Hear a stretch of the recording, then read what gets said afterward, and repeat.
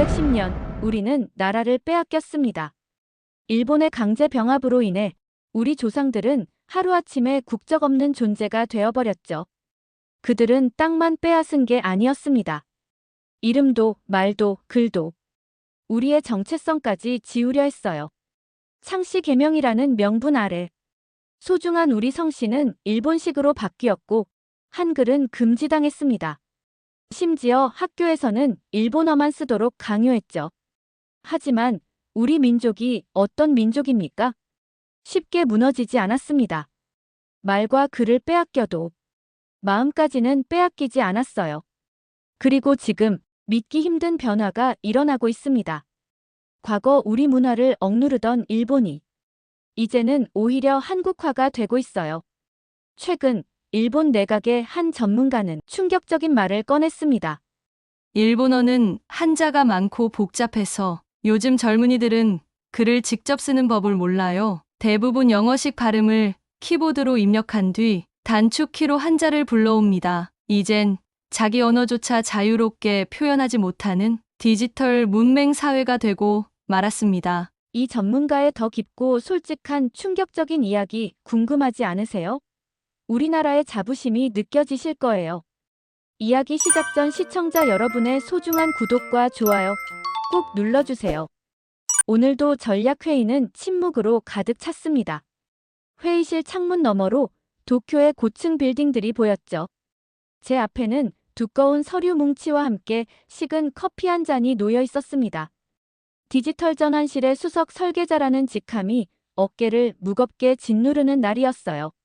나츠키 부장님, 한국의 디지털 정부 시스템을 참고해보는 건 어떨까요? 그쪽은 이미 상당한 수준으로. 부하 직원 타나카의 말이 끝나기도 전에 제 목소리가 차갑게 회의실을 가로질렀습니다. 참고할 필요 없습니다. 우리는 우리만의 방식으로 갈 겁니다. 한국은 그저 감정적인 접근법을 쓰는 나라죠. 말을 마치자마자 회의실에 불편한 침묵이 흘렀어요. 타나카의 얼굴이 창백해졌고 다른 팀원들의 시선은 테이블을 향했습니다. 제 말이 너무 날카로웠나요? 아니, 단호함은 필요한 겁니다. 특히 그 나라에 관한 이야기라면. 회의가 끝난 후 사무실에서 나오니 휴대폰에 부재중 전화가 3통 있었습니다. 아버지였어요. 한숨이 절로 나왔죠. 오늘은 정말 그와 대화할 기분이 아니었습니다. 하지만 지난달에도 그의 전화를 무시했던 터라 이번엔 받아야 할 것 같았어요. 아버지, 무슨 일이세요? 미사키. 내가 좀 도움이 필요하구나. 새로운 행정 시스템. 연금 신청을 해야 하는데 컴퓨터가. 아버지의 목소리는 언제나처럼 약했습니다. 한때 도쿄에서 손꼽히는 무역회사의 중역이었던 사람의 목소리라고는 믿기 힘들었죠. 그가 몰락한 건 제가 중학생 때였어요. 한국과의 대형 프로젝트가 실패로 돌아가면서부터 어머니는 그 충격으로 떠나셨고 저는 폐인처럼 변해버린 아버지와 함께 남겨졌습니다. 지금은 바빠요. 주말에 찾아갈게요. 냉정한 제 대답에 아버지는 잠시 침묵했습니다. 그리고 나지막이 그래. 라고 말했죠. 전화를 끊고 택시에 올라탔습니다. 비가 내리기 시작한 도쿄의 밤거리가 창문에 흐릿하게 비쳤어요. 주말, 아버지의 낡은 아파트를 방문했습니다. 현관문을 열자 곰팡이 냄새와 함께 어두운 실내가 저를 맞이했죠. 신발장 위에는 먼지 쌓인 제 대학 졸업 사진이 여전히 놓여 있었어요. 거실로 들어서자 아버지가 컴퓨터 앞에 앉아 있었습니다. 어서 와, 미사키. 아버지는 겨우 고개를 들어 저를 바라봤어요. 그의 모니터 화면에는 복잡한 행정 페이지가 띄워져 있었습니다. 뭐가 문제예요? 제 목소리는 의도치 않게 날카로웠죠. 이걸 어떻게 채워야 하는지 모르겠어. 한숨이 나왔습니다. 아버지 앞에 앉아 마우스를 움직이기 시작했어요. 양식을 채우는 건 그저 몇 분이면 끝날 일이었죠. 하지만 아버지의 당혹스러운 표정을 보니 그에게는 넘을 수 없는 산처럼 느껴졌나 봅니다. 왜 이런 간단한 것도 못하시는 거예요? 참을 수 없이 말이 튀어나왔습니다. 평생 사업한 사람이 이런 기본적인 것도. 아버지의 눈빛이 변했습니다. 오랜만에 보는 감정이 담긴 눈이었어요. 내가 뭘 알아? 세상이 내 의지와 상관없이 변해버렸어. 모든 게 디지털화되고 세상은 계속 변해요. 적응 못하는 건 아버지 잘못이죠. 그래, 내 말이 맞다. 아버지가 쓰게 웃었습니다. 하지만 넌 내가 왜 이렇게 됐는지 잊은 모양이구나. 그 나라 때문이야. 한국과 엮인 그 프로젝트가 내 인생을 망쳤어. 그 말에 제 속에서 무언가 폭발했습니다. 그만하세요. 자신의 실패를 남 탓하지 마세요. 어머니가 떠난 것도, 제가 혼자 힘들게 자란 것도 다 아버지 때문이에요. 그 나라와 엮인 당신 때문에 우리 인생이 무너졌어요. 방 안에 무거운 침묵이 내려앉았습니다. 아버지의 눈에 순간 상처가 비쳤지만 저는 외면했어요. 그렇게 쌓인 10년의 분노가 한순간에 터져 나왔습니다. 다음 날 사무실에서 부서장 호출을 받았어요. 들어가자마자 책상 위에 놓인 서류 한 장이 눈에 들어왔습니다. 미사키 씨, 한글 기반 디지털 시스템 실태조사. 내각에서 내려온 특별 임무예요. 숨이 막혔습니다. 세상에, 한국행? 이게 무슨 농담이죠? 왜 하필 제가요? 부서장은 안경을 고쳤으며 말했습니다. 당신이 가장 적합해요. 디지털 전문성도 있고, 그리고 개인적 배경도 있잖아요. 아버지와의 관계를 알고 있었던 겁니다. 거절하고 싶었지만 이건 명령이었어요. 결국 고개를 끄덕였습니다. 한 주 후, 저는 인천행 비행기에 몸을 실었습니다. 창밖으로 도쿄가 점점 작아지는 것을 보며 생각했죠. 이건 임무일 뿐이다. 객관적으로 분석하고 돌아오면 된다. 하지만 마음 한구석에서는 알고 있었어요. 이 여정이 단순한 업무 이상의 의미를 갖게 될 거라는 것을. 비행기가 구름 위로 솟아오르며 제 마음속에는 복잡한 감정이 일렁였습니다. 아버지의 실패한 과거와 제가 마주하게 될 미래 사이에서 저는 어떤 진실을 발견하게 될까요? 인천공항에 도착하자 예상과 달리 깔끔한 디지털 안내 시스템이 눈에 들어왔습니다. 감정적이고 난잡한 나라의 모습은 어디에도 없었죠. 행정안전부 직원 김민준 씨의 유창한 일본어 환영 인사에도 놀랐어요. 호텔에 체크인하며 임시 주민등록번호가 담긴 전자카드를 받았습니다. 그날 밤 한국의 전자정부 시스템을 조사하다 놀라움을 금치 못했어요. 세금 신고부터 병원 예약까지 모든 공공서비스가 이미 디지털화되어 있었습니다. 일본에선 이제 시작인 일이 여기선 10년 전에 완료된 일이었죠. 다음 날 행정안전부에서 실시간 민원 처리 현황판을 보며 또 한 번 충격을 받았습니다. 민준 씨가 건넨 태블릿으로 시스템을 직접 체험해 보려 했지만 한글로 된 메뉴에 당황했어요. 걱정 마세요. 여기 언어 설정 버튼이 있어요. 일본어로 전환하자 쉽게 서비스를 이용할 수 있었습니다. 쓰레기 수거 문의를 음성으로 녹음하자 시스템이 순식간에 정보를 제공했어요. 98%의 음성 인식률이라니 놀라웠습니다. 점심시간, 민준 씨와 디지털 전환의 어려움에 대해 대화를 나눴습니다. 가장 큰 도전은 기술이 아니라 사람이었어요. 특히 고령층을 어떻게 포용할 것인가가 관건이었죠. 아버지의 무력한 모습이 떠올랐습니다. 한글이 큰 도움이 됐습니다. 구조적으로 매우 단순해서 배우기 쉽고 입력하기도 쉽거든요. 민준 씨가 냅킨에 한글의 자음과 모음을 그려 설명했습니다. 제가 알던 원시 문자가 아니라 과학적이고 체계적인 문자였어요. 그의 스마트폰으로 한글 자판을 10초 만에 배워 안녕하세요를 입력하는데 성공했습니다. 믿기지 않네요. 호텔로 돌아와 일본어와 한글 입력 시스템을 비교해봤습니다. 한글은 자음과 모음이 명확히 구분되고 규칙적인 반면 일본어는 로마자, 입력과 한자 변환 과정이 복잡했어요. 왜 우리는 이렇게 복잡한 걸까? 창밖으로 서울의 밤 풍경을 바라보며 생각했습니다. 내가 알던 한국과 눈앞의 현실이 너무 달랐어요. 마치 진실을 가리던 커튼이 살짝 거친 기분이었습니다. 아직 객관적으로 바라봐야 한다고 다짐했지만 내심 알고 있었죠. 이미 제 안에서 무언가가 변하기 시작했다는 것을. 셋째 날, 민준 씨가 저를 서울 디지털 배움터로 안내했습니다.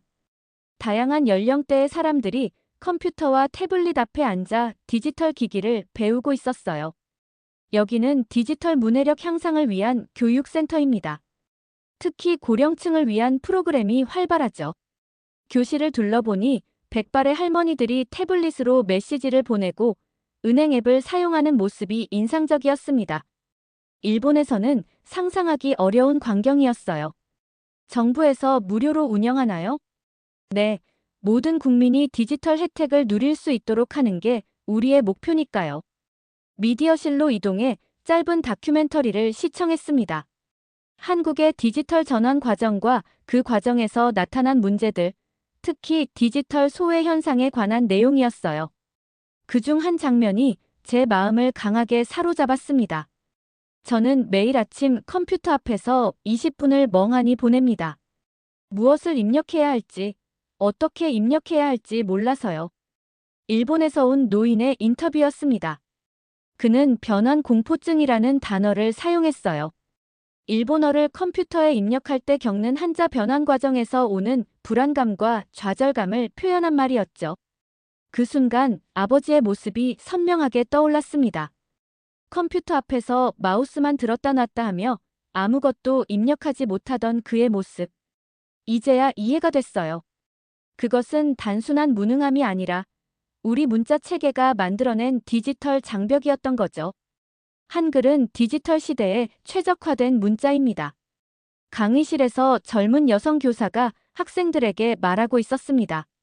한글은 단순히 의사소통 도구가 아니라 디지털과 사람을 잇는 다리예요.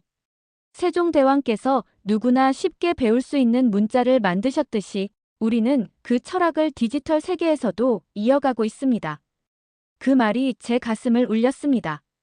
문자가 단순히 소통의 도구를 넘어 사회적 평등과 접근성의 문제와 직결된다는 사실을 처음으로 깨달았어요.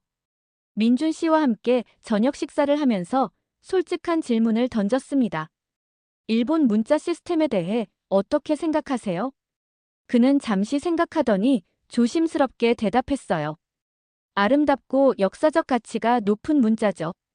하지만 디지털 시대에는 문제가 있을 수 있겠네요.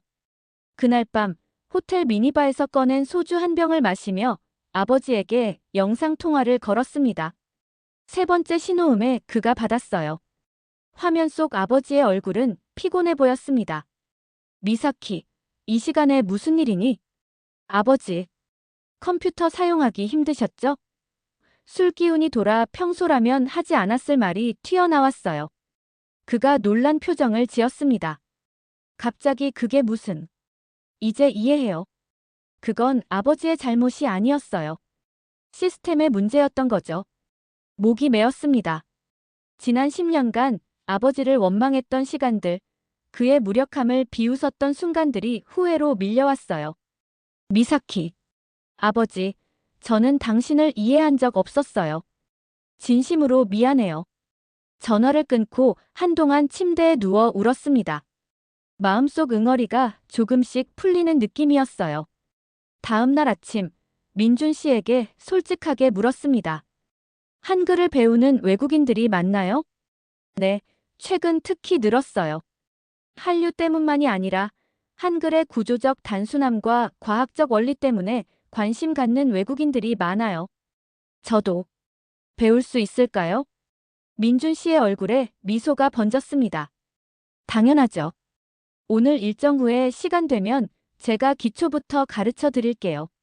그날부터 제 여정은 새로운 방향으로 전환되었습니다. 단순한 시스템 조사를 넘어 한글과 그것이 만들어내는 디지털 접근성에 대한 깊은 탐구가 시작된 거죠. 점심 후 방문한 서울시청에서 디지털 포용 정책과 이수진 과장을 만났습니다. 그녀는 디지털 소외계층을 위한 정책을 담당하고 있었어요. 우리의 목표는 간단합니다. 모든 시민이 디지털 혜택에서 소외되지 않도록 하는 것이죠. 이수진 과장이 말했습니다. 기술은 결국 사람을 위한 것이니까요. 그녀의 말 한마디 한마디가 제 안에 깊은 울림을 주었습니다. 지금까지 일해온 방식과 정반대였으니까요. 우리는 기술 자체에 집중했지, 그것을 사용할 사람들에게는 관심이 적었어요. 저녁, 민준 씨에게 첫 한글 수업을 받았습니다. 자음과 모음의 원리, 그리고 그것들이 어떻게 결합되는지 배웠어요. 놀랍도록 논리적인 체계에 감탄했습니다. 이제 첫 문장을 써볼까요? 민준 씨가 제안했어요. 연습장에 한글로 천천히 썼습니다. 아버지, 이것은 당신도 할 수 있어요. 낯선 문자로 쓴 첫 문장이었지만 그 안에 담긴 감정은 무척 진실했습니다. 언젠가 아버지에게 이 문장을 보여드리고 싶다는 생각이 들었어요. 그날 밤, 오랜만에 편안한 마음으로 잠들었습니다. 마치 오래 닫혀있던 문이 서서히 열리는 것 같은 느낌이었어요. 내 안의 변화는 이제 돌이킬 수 없을 만큼 깊어지고 있었습니다. 아침에 눈을 뜨자마자 어제 배운 한글이 머릿속에서 맴돌았습니다. 욕실 거울 앞에서 습기에 안녕이라고 써보니 묘한 자유로움이 느껴졌어요.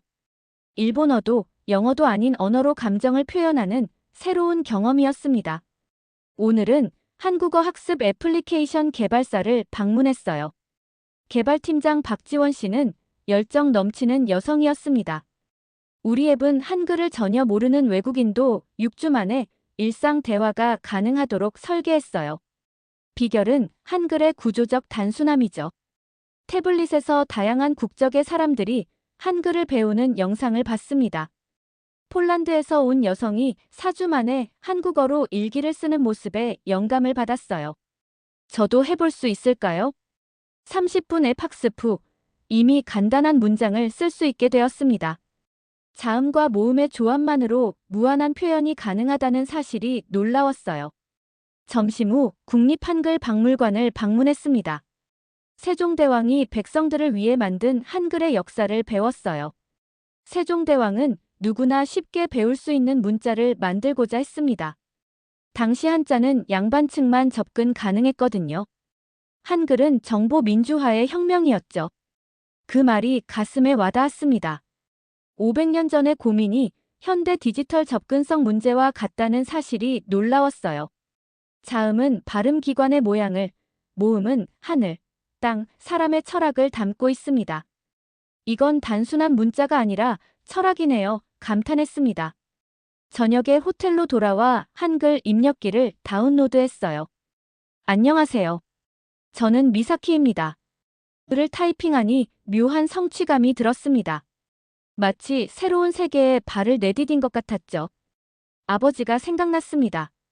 그가 컴퓨터 앞에서 겪었을 좌절감을 이제야 이해할 수 있었어요. 용기를 내어 이메일을 보냈습니다. 아버지, 한국에서 많은 것을 배우고 있어요. 우리가 알던 것과는 다른 세상이에요. 메일 끝에 한글로 우리는 다시 시작할 수 있어요 라고 적었습니다. 아버지가 이해할 수 있을지 의문이었지만 이 낯선 문자가 우리 사이에 새로운 대화의 시작이 될 수도 있겠다는 희망이 있었어요. 다음 날 서울시청 디지털 포용 정책 세미나에 참석했습니다. 서울시 공무원 김다영 씨와 대화를 나누었어요. 디지털 기술은 모두를 위한 것이어야 해요. 정보 접근성은 현대 사회의 기본권이니까요. 일본에서는 어떻게 이 문제를 해결하고 있나요? 솔직히 답했습니다. 사실, 우리는 아직 시작 단계예요. 디지털 소외가 얼마나 심각한지 이제 인식하기 시작했죠. 호텔로 돌아오니 아버지의 답장이 와 있었습니다. 조심스럽게 열어보았어요. 미사키, 내 메일을 받았다. 한글이라. 예쁘게 생겼구나. 무슨 뜻인지 물어봐도 될까? 간단한 대답이었지만 대화의 의지가 느껴졌습니다. 눈시울이 뜨거워졌어요. 이제 저는 단순한 시스템 조사를 넘어 한글을 통해 디지털 세상의 본질과 제 자신의 과거를 다시 바라보는 여정을 시작하고 있었습니다. 오늘의 일정은 제가 가장 기대했던 AI 음성 인식 기반 노인 돌봄 시스템 견학이었습니다. 성북구에 위치한 요양원에 도착했을 때 50대 중반의 여성 원장 이혜진 씨가 우리를 맞이했어요. 어서 오세요. 미사키 씨의 방문을 기다리고 있었습니다. 원내를 둘러보니 놀라운 광경이 펼쳐졌습니다. 7,090대 어르신들이 태블릿이나 음성 기반 AI 스피커와 자연스럽게 대화하고 있었어요. 특히 인상적인 건 그분들이 복잡한 명령어가 아닌 일상 대화처럼 시스템과 소통한다는 점이었습니다. 어르신들이 기기 사용에 어려움은 없으신가요? 궁금해서 물었어요. 처음엔 있었죠. 하지만 한글 기반 대화가 익숙해지니 금방 적응하시더라고요. 특히 음성 인식 정확도가 98%를 넘다 보니 답답함을 거의 느끼지 않으세요. 한 할머니께서 스피커에 말을 걸었습니다. 오늘 날씨 어때? 스피커가 바로 답했어요. 오늘 서울은 맑고 기온은 20도입니다. 미세먼지 좋음 단계이니 산책하기 좋은 날씨입니다. 김순자 할머니. 할머니의 이름까지 불렀다는 사실에 놀랐습니다. 인간적인 대화가 가능한 AI였어요. 이것은 단순한 음성 비서가 아닙니다. 혜진 원장이 설명했어요. 어르신의 일상 패턴을 학습해 건강 상태를 모니터링하고 인지 능력 저하를 방지하는 대화를 유도하죠. 치매 예방에도 효과적입니다. 90대 할아버지가 AI와 퀴즈 게임을 하는 모습이 인상적이었습니다. 그분께 다가가 물었어요. 기계 사용이 어렵지 않으세요? 할아버지는 웃으며 대답하셨습니다. 처음엔 거부감이 있었지. 하지만 말로 하니까 쉽더라고. 이제는 없으면 외롭다고 느껴질 정도야. 점심 후 행정안전부로 이동해 한국형 디지털 시스템 담당자들과 회의를 했습니다. 그들이 제안한 것은 놀랍게도 일본형 시범 모델 공동 개발이었어요. 한글과 일본어는 구조적 차이가 있지만 한글 기반 AI의 성공 사례를 일본에 맞게 수정할 수 있을 겁니다. 디지털 혁신과 과장 이태우 씨가 말했어요. 제안을 듣고 흥분했습니다. 이건 단순한 보고서 작성 임무를 넘어 실질적인 변화를 가져올 프로젝트였으니까요. 그 자리에서 협업 의향서에 서명했어요. 테스트를 위한 프로토타입을 만들어 볼까요? 태우 씨가 제안했습니다. 그의 팀은 일본어와 한글 입력 체계를 비교 분석한 시스템을 보여주었어요. 놀랍게도 같은 내용을 입력할 때 한글 기반 시스템이 일본어보다 약 3배 빠르다는 결과가 나왔습니다. 이건 단순히 타이핑 속도가 아니라 디지털 접근성의 문제입니다. 태우 씨의 말이 가슴에 와닿았어요. 더 빠르고 쉬운 입력 방식은 더 많은 사람들이 디지털 세계에 참여할 수 있게 합니다. 회의실에 함께 있던 미국인 개발자 마이클이 갑자기 말했습니다. 제가 한국에서 일한 지 6개월 되었는데 한글의 아름다움은 매일 새롭게 느껴집니다. 디자인적으로도 기능적으로도 완벽한 UI라고 생각해요. 그의 진심 어린 말에 회의실 사람들이 미소 지었지만 저는 마음이 복잡했습니다. 일본인으로서 다른 나라의 문자 체계에 이렇게 감동하는 것이 왠지 배신처럼 느껴졌거든요. 하지만 동시에 객관적 진실 앞에서는 인정할 수밖에 없었습니다. 그날 저녁 호텔방에서 아버지에게 전화를 걸었습니다. 이번엔 영상통화가 아닌 일반 통화였어요. 미사키, 무슨 일이니? 아버지, 한글에 대해 더 공부해봤어요. 그리고 우리가 함께 배워보면 어떨까 생각했어요. 잠시 침묵이 흘렀습니다. 그리고 예상치 못한 대답이 들려왔어요. 그래. 한번 해볼까? 너무 어렵지만 않다면. 심장이 뛰었습니다. 아버지가 제 제안을 받아들이다니 상상도 못한 일이었어요. 정말요? 어렵지 않을 거예요. 제가 도와드릴게요. 전화를 끊고 창밖을 바라봤습니다. 서울의 밤 풍경이 더 아름답게 느껴졌어요. 내일은 마지막 일정이었고 그 후면 일본으로 돌아가야 합니다. 하지만 이제 제 마음은 확고했어요. 이 경험을 일본에 가져가 실질적인 변화를 만들어내겠다는 결심이 섰습니다. 노트북을 열고 지금까지의 경험을 정리했습니다. 한글은 단순한 문자가 아니라 플랫폼이다라는 문장으로 시작한 보고서는 밤이 깊어갈수록 점점 더 굳건한 신념으로 채워져 갔습니다. 한국에서의 마지막 날, 부서장으로부터 긴급 메일이 왔습니다. 나츠키 씨, 프로젝트 취소 요청이 내려왔습니다. 즉시 귀국해주세요. 한국의 시스템을 도입하는 것은 일본의 자존심을 훼손한다는 의견이 제기되었습니다. 가슴이 무거워졌습니다. 객관적 효율성과 접근성이 어떻게 자존심의 문제가 되는지 이해할 수 없었어요. 그러나 일주일 전만 해도 저 역시 비슷한 생각을 가졌었죠.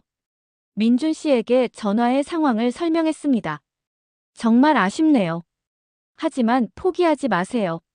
좋은 아이디어는 결국 빛을 발하게 되어 있으니까요.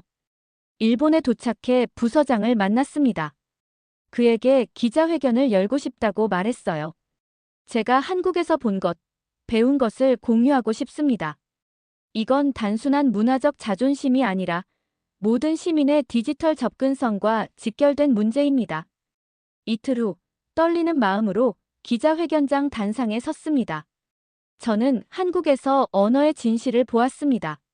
한국의 디지털 시스템, 노인들의 참여, 한글의 구조적 단순함에 대해 솔직하게 이야기했어요. 우리가 당면한 문제는 단순히 기술적인 것이 아닙니다. 모든 시민이 디지털 세상에 동등하게 참여할 수 있는가에 관한 문제죠. 한자와 가나의 복잡한 변환 과정은 많은 일본인, 특히 고령층에게 넘을 수 없는 벽이 되고 있습니다. 한 기자가 물었습니다. 일본이 문자 체계를 바꿔야 한다고 주장하는 건가요? 아니요. 우리의 문자는 소중한 문화유산입니다. 제가 제안하는 것은 디지털 인터페이스의 혁신입니다. 한글에서 영감을 받아 우리 문자 체계도 디지털 시대에 맞게 재해석될 수 있습니다. 저녁 집에 돌아와 휴대폰이 울렸습니다. 아버지였어요. 미사키, 뉴스에서 봤다. 내가 한국에 대해 이야기하는 것을. 아버지, 용기 있는 행동이었어. 내가 자랑스럽다. 눈물이 쏟아졌습니다. 아버지의 그런 말은 평생 들어본 적이 없었어요. 내가 보내준 한글. 찾아봤어. 주민센터에서 노인 대상 디지털 교육을 받고 있어. 거기서 한글도 조금 배우고 있지. 믿을 수 없었습니다. 아버지가 주민센터에서 공부를. 미안하다, 딸아. 그 말 한마디에 20년간 쌓였던 서로의 벽이 무너지는 것 같았습니다. 한글이라는 낯선 문자가 우리 부녀의 단절된 관계를 이어준 다리가 되다니 누가 상상이나 했을까요? 다음 날 아침, 제 기자회견이 소셜미디어에서 화제가 되었습니다. 비판도 있었지만 생각보다 많은 지지의 목소리도 있었어요. 특히 한 노인단체의 지지 메시지가 감동적이었습니다. 우리도 디지털 세상에서 소외되지 않고 싶습니다. 나츠키 씨의 용기에 감사합니다. 사무실에 도착하니 부서장이 저를 불렀습니다. 나츠키 씨, 위에서 연락이 왔네. 자네의 프로젝트 재검토하기로 했어. 작은 시범 사업부터 시작하자고 하더군. 기쁨이 가슴에 벅차올랐습니다. 변화는 이미 시작된 것이었어요. 한글이라는 창을 통해 본 새로운 세상이 이제 내 고향에서도 조금씩 형태를 갖추기 시작하고 있었습니다. 시범 프로젝트가 시작된 지 3개월이 지났습니다. 제가 이끄는 팀은 일본어 디지털 인터페이스의 혁신적 모델을 개발하고 있었어요. 한글의 원리에서 영감을 얻되 일본 문자의 특성을 살린 시스템이었습니다. 나츠키 부장님, UN 디지털 포용 컨퍼런스 초청장이 왔습니다. 비서가 건넨 이메일을 확인했습니다. 뉴욕에서 열리는 국제 컨퍼런스였어요. 발표 주제는 디지털 시대의 인권으로서의 언어 접근성이었습니다. 정말요? 이건 큰 기회네요. 컨퍼런스 준비를 위해 한국의 민준 씨에게 연락했습니다. 그동안 우리는 꾸준히 연락을 주고받으며 협업해왔어요. UN 컨퍼런스라니 축하해요. 민준 씨가 영상통화로 반가워했습니다. 함께 발표하면 어떨까요? 한국과 일본의 협력 사례로서요. 그 제안이 마음에 들었습니다. 우리의 이야기는 단순한 기술적 혁신이 아니라 국가 간 협력과 상호 이해의 사례이기도 했으니까요. 발표 준비를 위해 민준 씨가 일본을 방문했습니다. 그를 우리 집에 초대했어요. 아버지도 함께였죠. 민준 씨, 소개합니다. 제 아버지세요. 아버지는 긴장한 표정으로 민준 씨를 맞이했습니다. 그리고 놀랍게도 서툰 한국어로 인사했어요. 안녕하세요. 만나서 반갑습니다. 민준 씨는 놀란 표정을 감추지 못했습니다. 아버지가 이렇게까지 변할 거라고 누가 예상했을까요? 한때 한국을 원망하던 그가 이제는 한국어를 배우고 있다니. 아버지, 정말 대단하세요. 아니야, 아직 부족해. 하지만 계속 배울 거야. 아버지의 눈에 자부심이 빛났습니다. 다음 날 사무실에서 민준 씨와 발표 자료를 준비했습니다. 우리가 개발 중인 프로토타입을 시연하는 영상도 촬영했어요. 정말 놀라워요. 이건 단순히 한글을 모방한 게 아니라 일본어의 특성을 살리면서도 접근성을 높인 새로운 시스템이네요. 민준 씨의 칭찬에 미소 지었습니다. 우리 시스템은 한자와 가나의 입력 과정을 단순화하고 음성 인식 정확도를 대폭 높인 것이 특징이었어요. 이건 민준 씨와 한국 팀 덕분이에요. 여러분이 아니었다면 이런 발상 자체가 불가능했을 거예요. 한 달 후 뉴욕의 유엔 본부에 섰습니다. 전 세계에서 모인 디지털 전문가들과 정책 담당자들 앞에서 발표할 차례였어요. 떨렸지만 확신이 있었습니다. 한글은 디지털 시대의 인권입니다. 제 발표는 이 강렬한 문장으로 시작했습니다. 500년 전 세종대왕은 모든 백성이 쉽게 배우고 사용할 수 있는 문자를 만들었습니다. 그 철학적 가치는 오늘날 디지털 시대에 더욱 빛을 발합니다. 언어는 단순한 소통 도구가 아니라 정보와 기회에 접근할 수 있는 통로이며 이는 기본적 인권과 직결됩니다. 청중들의 집중된 시선을 느끼며 계속 이어갔어요. 일본에서 우리는 한글의 철학에서 영감을 얻어 우리 고유의 문자 체계를 디지털 시대에 맞게 재해석하는 프로젝트를 진행하고 있습니다. 이것은 단순한 기술적 혁신이 아닙니다. 이는 모든 사람이 디지털 세상의 혜택을 누릴 수 있도록 하는 포용의 철학입니다. 발표가 끝난 후 각국 대표들의 질문이 쏟아졌습니다. 그중 한 노르웨이 대표의 질문이 특히 인상적이었어요. 왜 한국과 일본이 협력하게 되었나요? 역사적으로 복잡한 관계가 있는 두 나라 아닌가요? 잠시 생각한 후 대답했습니다. 그렇습니다. 우리 사이에는 복잡한 역사가 있습니다. 하지만 문자와 언어는 국경을 넘어 모든 인간의 존엄성과 관련된 문제입니다. 디지털 시대의 언어 접근성은 모든 나라가 함께 고민해야 할 과제이고 이러한 보편적 가치 앞에서 우리는 협력할 수 있었습니다. 컨퍼런스가 끝난 후 여러 나라 대표들이 우리의 프로젝트에 관심을 보였습니다. 그 중에서도 비슷한 문자 체계를 가진 중국의 참여가 특히 의미 있었어요. 한국과 일본의 협력 프로젝트는 공식 출범했습니다. 디지털 소외 계층을 위한 다국어 솔루션을 개발하는 국제 프로젝트였어요. 뉴욕에서의 마지막 날, 민준 씨와 센트럴 파크를 걸었습니다. 미사키 씨, 처음 만났을 때를 기억하세요? 한국과 한글에 대한 편견을 가지고 있었죠. 웃음이 나왔습니다. 맞아요. 제가 정말 좁은 시각을 가지고 있었네요. 사람은 변할 수 있어요. 미사키 씨가 그 증거죠. 잠시 생각에 잠겼습니다. 그리고 마음속에서 떠오르는 감정을 솔직하게 표현했어요. 저는 한국에서 다시 태어났다고 생각해요. 단순히 새로운 문자를 배운 게 아니라 세상을 바라보는 새로운 렌즈를 얻은 거죠. 일본으로 돌아오는 비행기 안에서 아버지가 보낸 영상을 봤습니다. 그는 지역 주민센터에서 다른 노인들과 함께 태블릿을 사용하고 있었어요. 화면에는 우리가 개발 중인 새로운 입력 시스템이 있었습니다.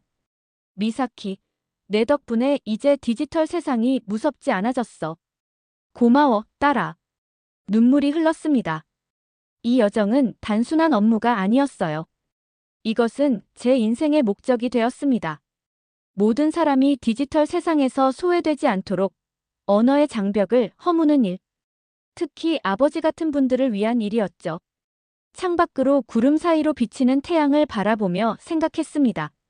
세종대왕의 500년 된 철학이 오늘날 디지털 혁명의 열쇠가 되다니 역사는 때로 놀라운 연결고리를 만들어내는 것 같아요. 그리고 저는 그 연결고리의 일부가 되어 있었습니다.